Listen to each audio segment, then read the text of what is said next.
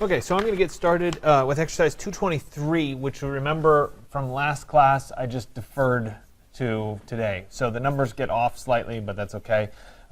Technically, this is your 24th day of class, but we're doing exercise 223 because the last class you just had a working session moving forward. So you really should be, at this point, kind of starting to feel fairly done with your model. I would say by the end of this week, you should be done with your model going forward.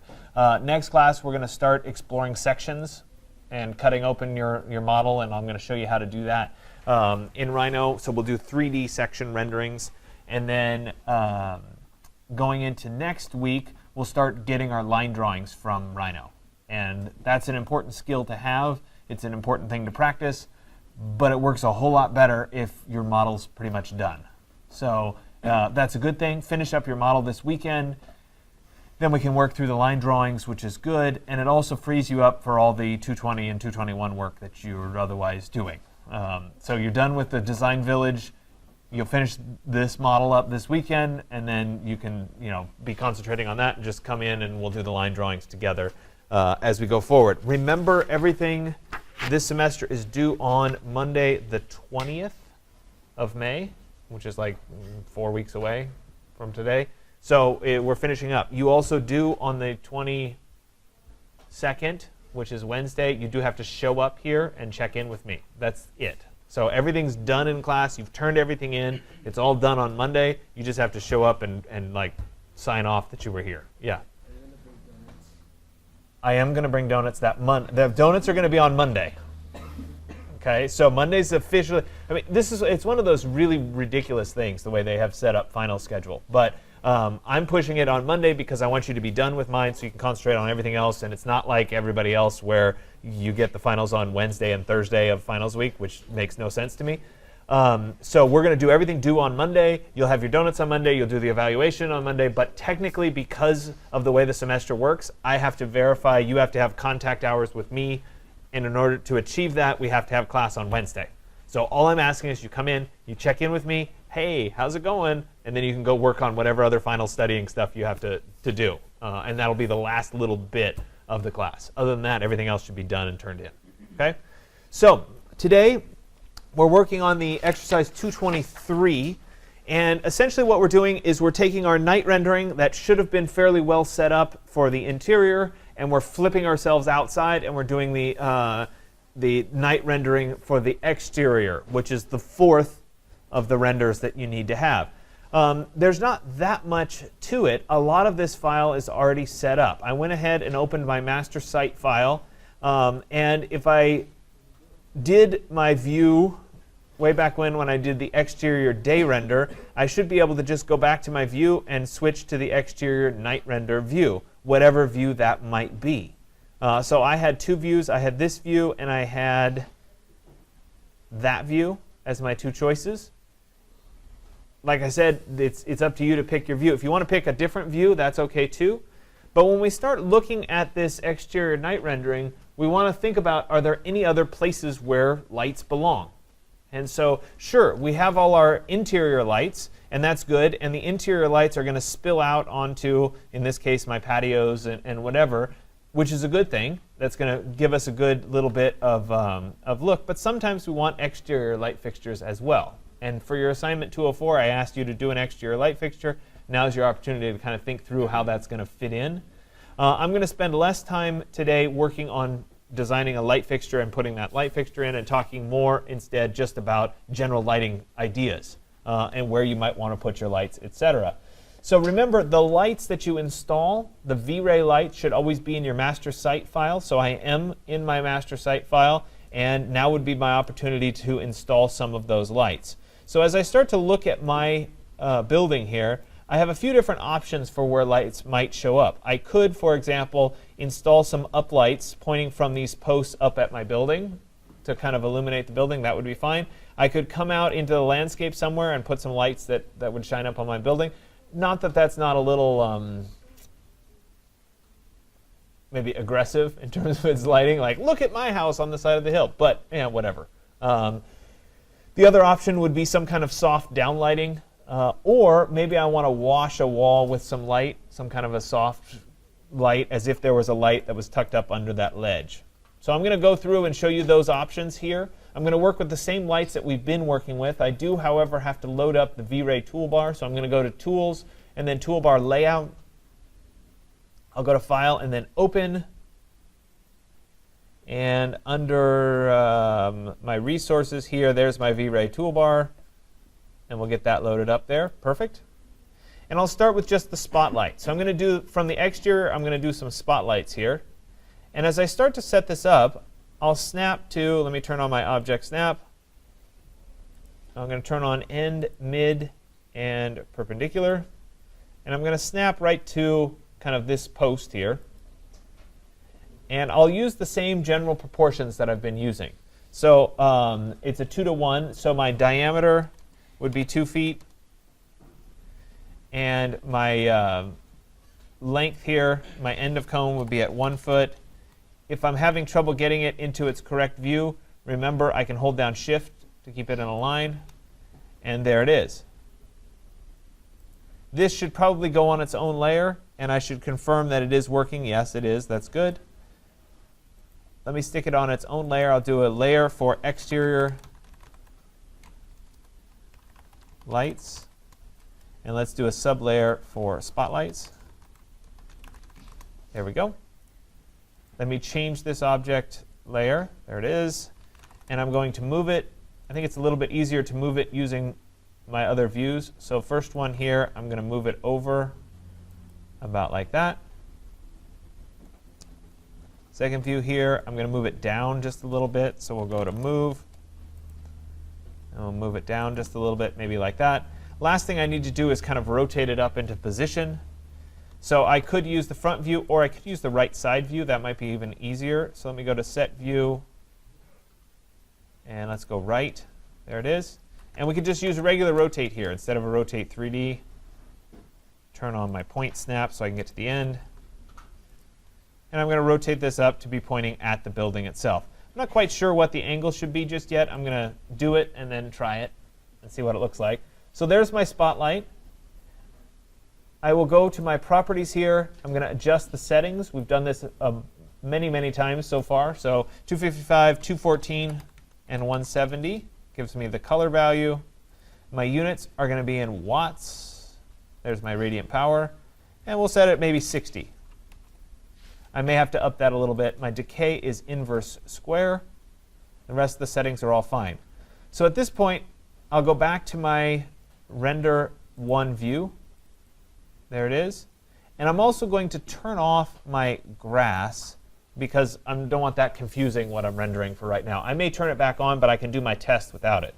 So I have my first light here. It's installed. Time to take a look to see if it works. Remember, in my V-Ray options under the output channel here, I want to make sure that my size is small, so maybe a height of 100. The other thing is, the last time I did my rendering was a night render, so I should be easy to switch to outside. Remember, if it wasn't, and I can check, yep, it's in the night. If it wasn't, I could go back to this button here and load, for example, my daytime render if I wanted to. So I can flip back and forth by loading it. I was in the night render, so I'm going to stick with the night render here. Sorry about that.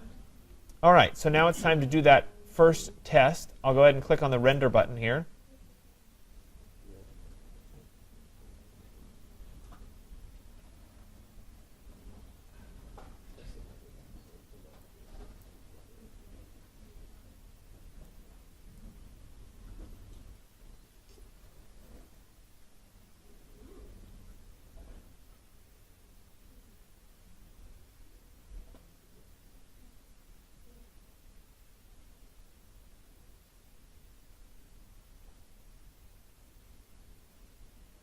So in this case, we could tell that my uplight worked.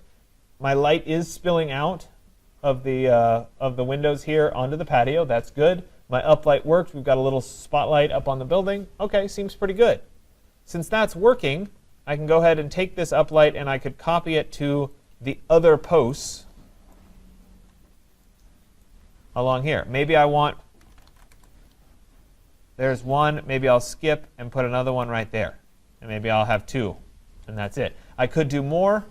I could also end up putting one up here a little bit higher, so it was up in the landscaping. So I've got some options here in terms of where they go. I'll say that's enough for right now in that scenario. So I have some exterior lights pointing up at my building. Maybe I want to do a light coming down or washing down the building. So in that scenario, it would be pretty hard to use a spotlight or a point light because I don't have a lot of room for this light fixture. This would be an ideal location for a rectangular light.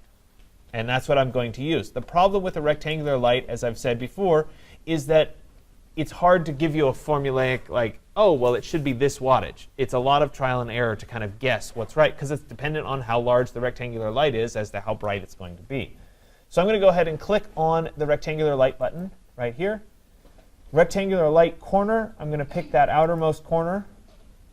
Rectangular light length, I want to go right along there.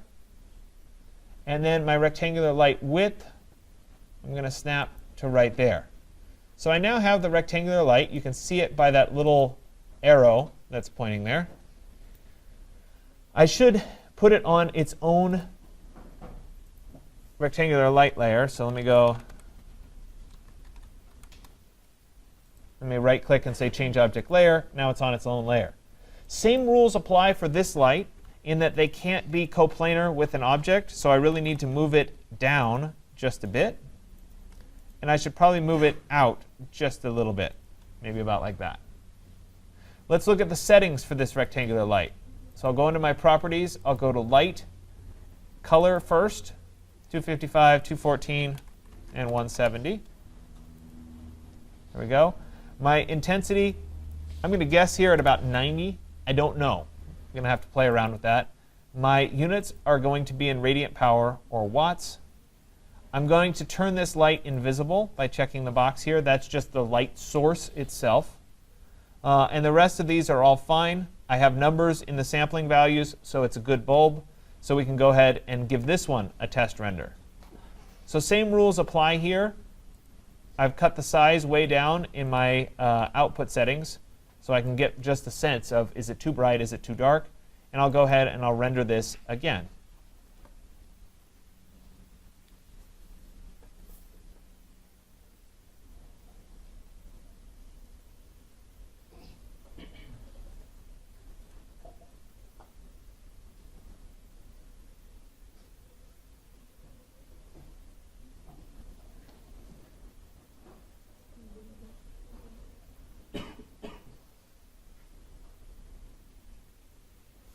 So we can see in this render that I am getting some light here. It's not strong enough to wash all the way down. It's just washing the top little bit, the top foot or so. And that might be fine for the look that I'm after. It's a decision on your part. If you wanted it to increase in its power a little bit, you would increase the intensity here, maybe at 150. The risk there is that there's going to start to be a white band where the light's too powerful at the top. But sometimes that's the only option. The other thing that you can do on these lights, and I'll do it not on this one, but I'll turn the corner and do one right here for you, is sometimes you'll find that when you create the rectangular light, even though it wouldn't fit, you go here and there. Typically we do it the same width as the little reveal here. Sometimes making it a little bit wider, let's do it maybe a foot, and then moving it out. Let me switch to the front view here.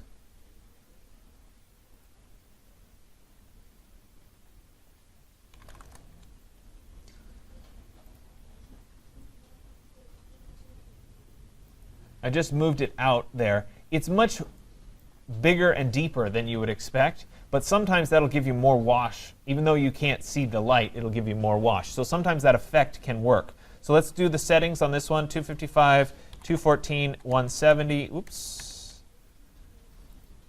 Same thing here. This is going to be in watts, and we'll do it at, this one's a little bit smaller. We'll stick with 90. We'll turn it invisible.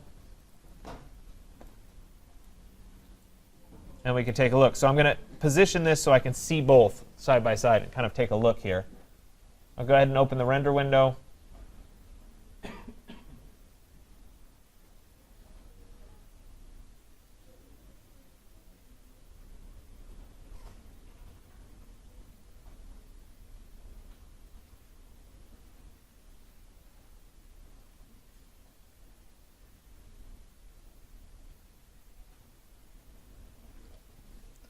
So I know that patience is a hard thing here, but you can see right there, by comparison, that this is washing much deeper down the wall because I made the light deeper. It doesn't matter because I'm not seeing it up here. Our eyes still say, oh, the light's tucked up under that ledge, but I made the V-Ray light a little bit bigger to get more wash out of it. Does that make sense? So you can tweak the settings a little bit to get the effect that you're after. Yeah? So basically, it doesn't have to be the exact No. portion of it, can be wider. It can be wider because you don't see the V-Ray light itself. It can be wider. But remember, the bigger that light becomes, the more you tend to have to up the intensity of the light because it's spread out over more area. So with rectangular lights, I mean, I just had 2 examples where I guessed pretty close.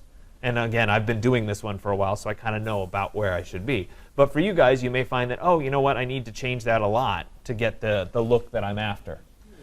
The other thing that I found, if you're not getting enough light washing coming out of your building, you can, of course, put more interior lights in, because at some level there'll be enough interior light to wash out of your building. But if you're still struggling to get that light to fall out, sometimes you can put a low-powered rectangular light behind your windows pointing out to get a little bit more light coming out of the building, even though it's not really in the building, if that makes sense. So you can enhance your setup that way a little bit. So at this point, I have my exterior lights installed. Maybe I need to put one more up here. I have my exterior lights installed. I'm ready to perform that final rendering. And so this would be the exterior night render of my building. So I'm not going to do that render. I'm not going to make you guys watch me do that. I'll let it run, and you can see the end results later on in the video when I do the recording. But I do want to show you a few other things, because I feel like today's my day to dump some other random stuff on you. And these are based on inquiries that I've had in the past about how do I do this and how do I do that. One of the big things that people always want to do is they want pools, hot tubs, water features, fountains, that sort of thing. So I figured I'd throw one of those in. So this is a 2-part setup to get this setup to work. And one, you have to work in your retreat base file, because you have to create the geometry to hold it. And second, you're probably going to end up doing some lighting settings in your master site file afterward, depending on where you want it to go. So the first thing I did is I went ahead and I opened up the retreat base file here. So you can see the last thing I was doing was putting those lights in. And now I need to think about, well, where does this pool belong? And the location of the pool is really up to me. I have to decide where it's going to be. The easiest one, given the side of the cliff and everything, is just to glue it on the outside right here. So you'd have a nice pool that would be sticking out in that location. Though I could put it somewhere else if I wanted to. Really, I could put it anywhere along here. So if I wanted to set up that pool, I need to start building out the geometry for that pool to begin with. So the first thing that I would need is I would need the walls to hold the pool. And maybe in this scenario, maybe I'll have the pool become an L shape. I don't know. I'll make this stuff up as I go. First thing I need is the geometry to hold the pool. So let me go ahead and turn on my object snap here, end, mid, and perpendicular. If I can find it, there it is. And I need to start thinking about how big this pool is. Let's go out maybe 12 feet. Nah, too far. Let's go 8 feet instead. There. That'll work. Let me get rid of this. How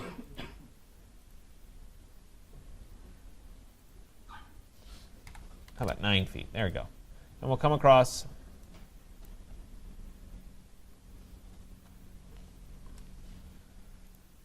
I need to snap to that corner right there. We'll go out by 9 feet. We'll connect those two together. Go ahead and join that. Let me offset this by a foot. There we go. So we get a little bit of an edge there. Then I could take these two pieces and I could extrude them. And I could choose to make them solid. There we go. And this would be the depth of whatever the pool would be. Though, in all likelihood, this is going to, even though it's not going to be as deep as the pool, I'm going to have to build walls that go down through my ground. So I'll just leave them really long. Same thing I did with my building foundation. Oh, Looks like I didn't make them solid. Let's try that one more time. Solid, yes. All right, well, they're not quite solid, but that's okay because I'll end up putting a little coping over the top of it anyway. So next thing would be, maybe I'll do a little box here. We'll go from there to there. There's a little piece of coping. Probably should scale this a little bit. Let's scale.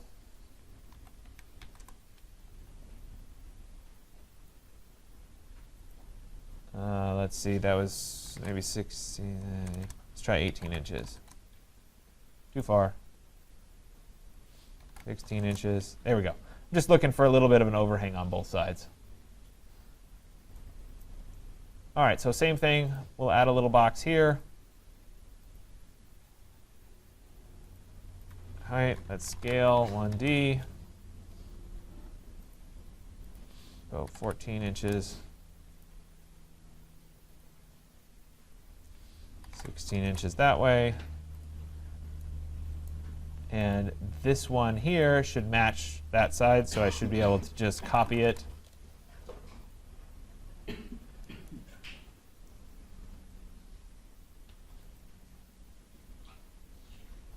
And stick it right over there. It's good. This one needs to get a little longer. Scale 1D.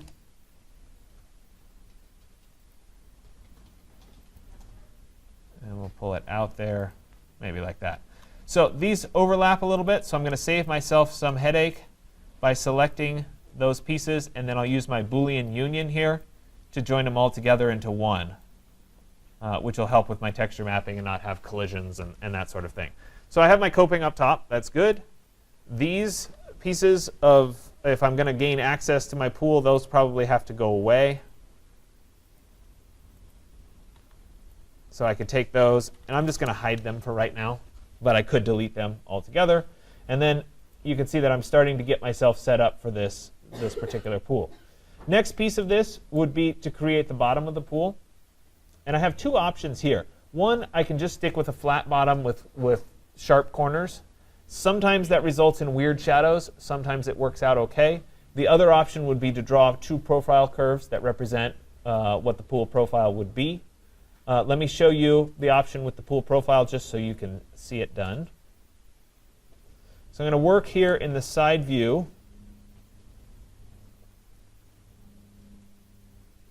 And I'm going to start right there.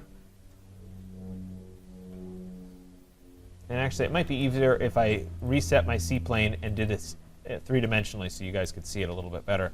So I'm going to go to the triangle. I'm going to go to set C-plane 3 points. I'll start in the middle of this wall right there. First direction is going to be off in space there. Second direction is going to be straight up and down. And I've now adjusted that C-plane. Then I can start drawing using from the midpoint, and now I can go straight down here. Let's go down maybe 6 feet. And we'll do that straight.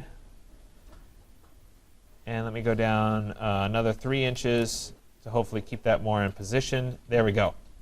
And then I'm going to come across with the bottom of my pool, maybe about like that. And we'll start to work our way back up. I'm going to come down here at maybe 3 feet, and we'll come back up. Let's go 3 inches, and we'll come back up to right there. So this curve looks a little bit like the bottom of the pool, correct? So I have that curve in that direction. I'm going to copy this so that I have it there, I have it at this endpoint, and I have it at that endpoint. So I have 3 curves that represent that side of it. If I wanted to do a curve that would go the opposite direction, that was not straight on the sides if I wanted to do it, where they moved a little bit, I'd have to adjust that curve to compensate, but I'm going to keep it rather simple. Let me go back to set my C-plane to world top.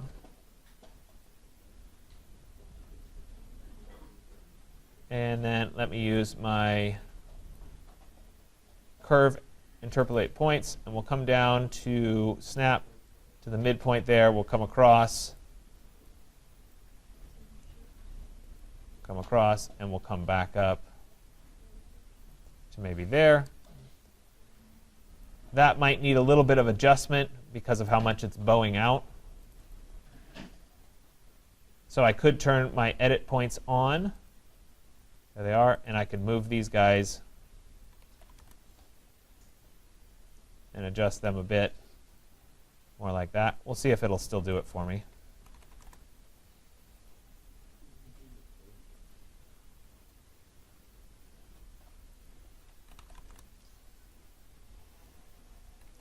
Okay, so what I've done, and this should look familiar here, is I've given myself a curved network.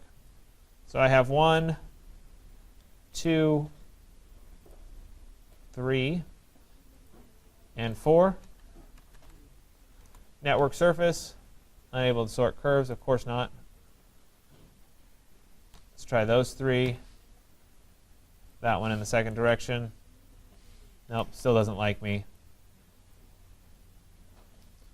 Tell you what, I'll get rid of those 2, and then I will start with a line that goes right along the bottom here.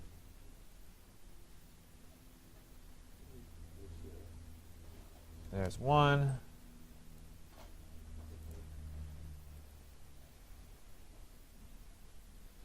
There's 2. Let me take that curve. Nope. That one, and that one with this as my cross-sectional curve. See if it likes that one. Oh, come on. You love it when stuff doesn't work, right? All right, well, I have to spend a little bit more time getting that curved network to sort out. But anyway, in the meantime, let's just put a flat piece at the bottom here and fill that in a little bit so that I end up with the bottom of the pool. And I'll come back and I'll add that curvature to it because the network isn't working for me and I don't want you to have to sit and watch. So I have that installed. That's good. Next thing I need is the surface of the water. So I'm going to go ahead and add another rectangular plane corner to corner. And we'll go from right here to right there. So that plane is now the surface of the water. I have to decide how far down it needs to be. So maybe move vertical by -4 inches. So it's floating down there like that. That would be representative of the surface of my pool. Now, if I wanted the bottom color to be different than, say, the tile color of the pool, I might copy this one more time. Vertical, -2 more inches. There we go. And I might use that surface to split. Sorry. Let me select my pool bottom. Oh, come on. There, that, and that.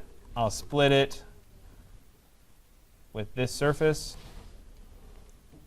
And that would allow me to make a tile color on that upper part. So I have that. I have the coping. I have the water. I need to assign all the materials. So in terms of materials, I'm going to go ahead and assign this to the same layer as my concrete wall. So let's see what layer it was on. It was on the exterior concrete wall. It's a good layer for it to be on. So let me take this, layers, exterior,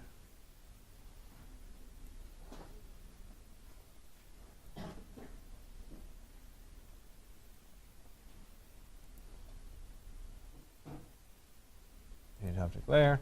And this might actually even be better if I were looking at this in its rendered mode, because I might be able to see it. Ah, wrong exterior wall.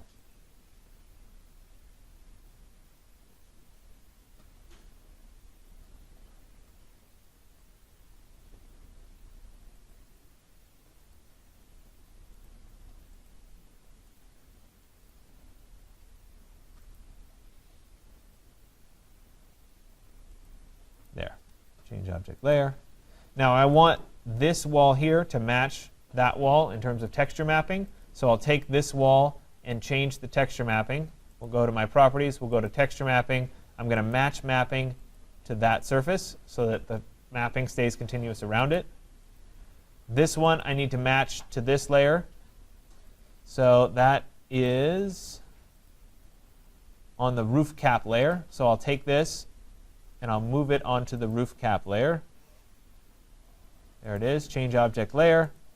Same thing with the texture mapping. So I'll take this, I will go to my texture mapping. I'm going to go to match mapping to that polysurface right there.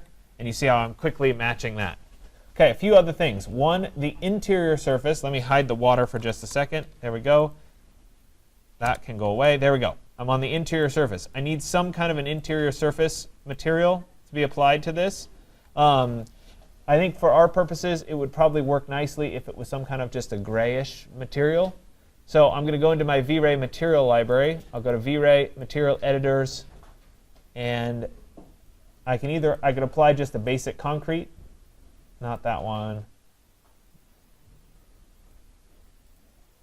There's my basic concrete. I could apply that. That would probably work. Or I could pick one of the, just like a plain pool gray color. I created this material with just gray. There's nothing fancy about it.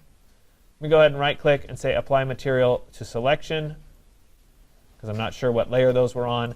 And there we go. Next thing would be if I wanted some kind of a coping or a tile that went around it, I'd have to mimic what that tile would be. You could get fancy with it, or you could apply something rather simple. I created a, that was not what I wanted. I took a porcelain, the white porcelain, and I changed the color from white here to just kind of a dark blue. So I could apply that to this selection. There you go, it's applied there. The last piece of this is the water itself. So let me type show. And remember, I do have to make these go away again. And hide those. The water itself. And so when it comes to doing the water, I have several different waters that are available on the course website or in the materials package. If we go into my material editor here, and I right click and I say load material, and we go into your V-Ray material library, there's a category called water, and you should see lake, ocean, and fountain. These are different scales of material. So this pool is closest to a fountain-like material, so we're going to load the fountain material for it. If we had a larger body, it would be in the lake. If we had the ocean, it would be in the ocean. So you see what I'm trying to accomplish here. So I'm going to use the water fountain material right there. I believe I already have it open, so I'm not going to reload it. So it should be listed under water fountain. There it is. I'm going to select it, and I'm going to apply it to this water surface. Apply material to selection, and now it's been applied. So I now have all the materials required and the geometry required to build out this particular pool. And I've done the texture mapping on it as well. So at this point, I'll save it. I'll go to File and then Save. And I'll jump back over into my master site file, and I will go to Edit, Blocks, Block Manager. And I will update the Block Manager, replacing all the existing materials.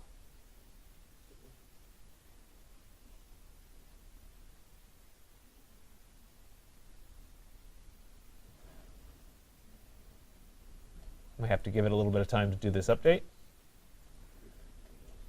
And there we go. So now I've updated it. I now have the pool attached to this particular site. So remember, I'm still doing a night render.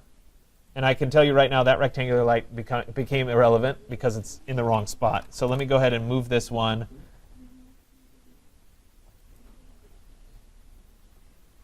out to there, for example. It becomes a little bit more relevant there.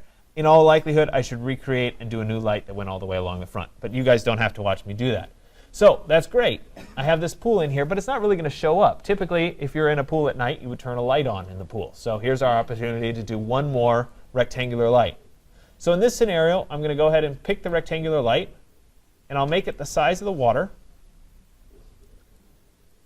So I'll go right to that point there. will come out to that point right there. And that rectangular light is pointing up. That's good. That's the direction it should be. Remember, if it's not, you can type flip, and it will flip and have the light going the opposite direction. I'm going to go back to flip, so it is pointing up. And I'm going to move it vertically by a little bit. So we'll say maybe -3 inches. So it's just below the surface. Now we'll come into the light settings here. This is going to be very different than anything we've done before. So I'm going to go into radiant power watts. This, because it's shining through water, has to be a lot higher. I'll start at maybe 300. In honesty, I don't know what the settings should be. And then under color, this is where we have the opportunity to get a little creative. So at this point, maybe I'm going to pick something that's a little bit more of like a turquoise in color, because it's kind of a bluish color. Maybe along that lines. All right.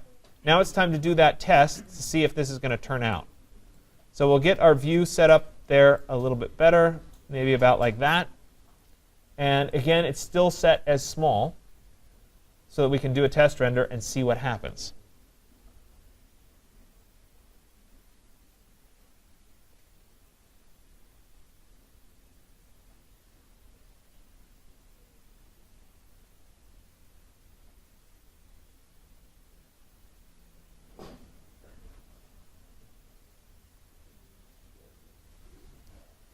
So we can already tell that the pool is glowing. That's a good sign. That's what we're after. If I were to do a much higher quality rendering, you'd see the little waves and ripples in the pool. I will do it at a higher quality so you can see that. But the light settings seem reasonable. I'm getting pretty good cast up this wall. The color seems about right for what I was after. So I'm willing to give it a shot and do a higher quality rendering of it so that we can see it. Looks like my fence here or my railing didn't get deleted, so I should probably go back and make an adjustment there. Likewise, I should fix my lights along the side here before I do that final render. Okay, so I just like to throw those kinds of things together because sometimes you guys want to do things with water or fountains or whatever, and so why not show it to you. If you're going to do a pool, sometimes doing it at night is the most fun because you get the glowing pool as opposed to the non-glowing pool during the day. But again, it's definitely something that's available for you. Today, I want you to get out of the inside of the house. I want you to get the outside. I want some kind of a test render. Most of you are at the point where you kind of have lights going. You're feeling pretty good going forward. So remember what I said about trying to get done this weekend, because we're going to be moving into the line drawings and stuff next week. So the more done you are, the more likely it is that you can use the line drawing that you work on in class as your final. So I would really encourage you to get to that point. It'll help you in the long run anyway, because as the semester winds down, you have plenty of stuff to do for other classes. So if you get kind of done now, it'll help you out, because then you can just work in class here. Are there any questions? No? All right, I'll let you guys start working. And I'll do a higher quality render so you can see this one at the end.